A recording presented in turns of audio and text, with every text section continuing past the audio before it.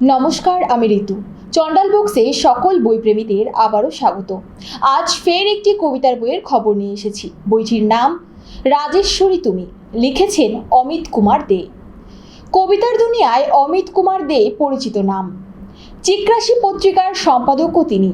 সহজ উঠোন নামে একটি অনলাইন প্ল্যাটফর্মও তৈরি করেন কোভিডের সময়, যা ভীষণ জনপ্রিয় এখন। কবি রাজেশ্বরী তুমি বইটি পাঠক পাঠিকাদের মধ্যে সমাদর পেয়েছে।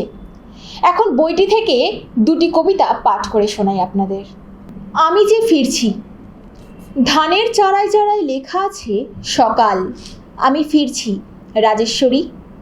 তুমি রাত্রিকে ধরে রাখা একটি বিষণ্ণ চোখ আমায় দিলে, যেন বিগত কয়েকশো বছর ধরে রেখেছ চোখের মণিতে।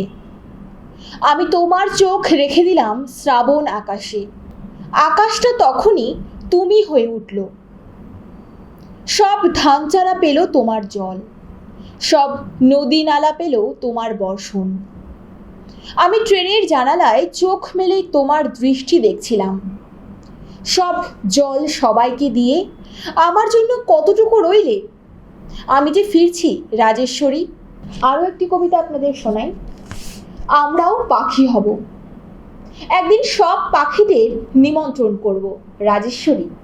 পাখিদের বাসায় গিয়ে গিয়ে তুমি আমি আমি তুমি খালি পায়ে হাঁটতে হাঁটতে পৌঁছে দেব ভূর্জপত্রে লেখা নিমন্ত্রণ চিঠি। তোমার কচি পাতা রং শাড়ি অথবা কার্ডিগান মিশে যাবে গাছ আর বনজির সাথে। তোমার গুনগুনগুলো চিনে নেবে সব পাখি, সব প্রান্তর। প্রাচীন রাখাল হয়ে আমি শুধু সহচর হব। একদিন, কোনো একদিন তুমি আমি তুমি পাখি হয়ে যাব, মানুষের কাছে নয়, দিগন্তের কাছে।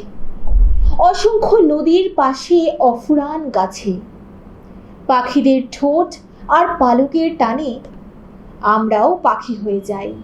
স্বাধীনতা দিবস উপলক্ষে বইটিতে 25% ছাড় দিচ্ছে চন্ডাল বুকস।